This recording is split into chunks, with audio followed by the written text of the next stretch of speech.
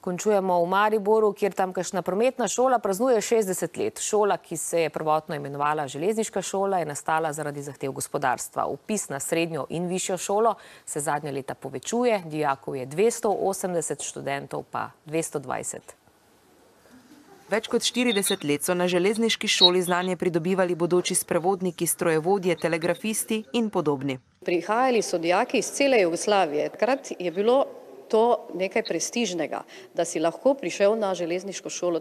Kasneje so programe prilagodili novim potrebam na trgu. Danes med drugim izobražujejo za trenutno najbolj iskane poklice, logistične tehnike in inženirje.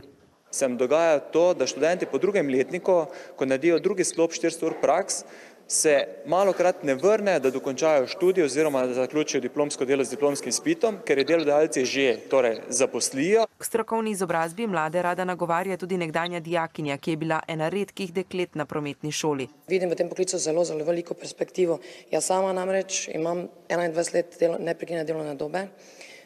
Sem vodja logistike v Cargo Center Graz. Mi ogromno zaposlujemo.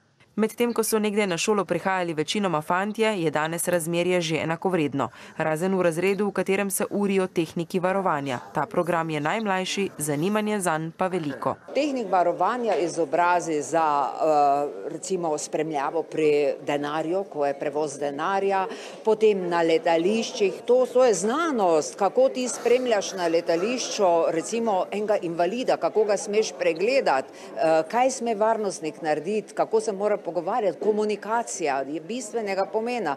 Že letos pa bodo na višji šoli začeli vpisovati v program disponent v cestnem tovornem prometu in sicer na pobudo Gospodarske zbornice Slovenije.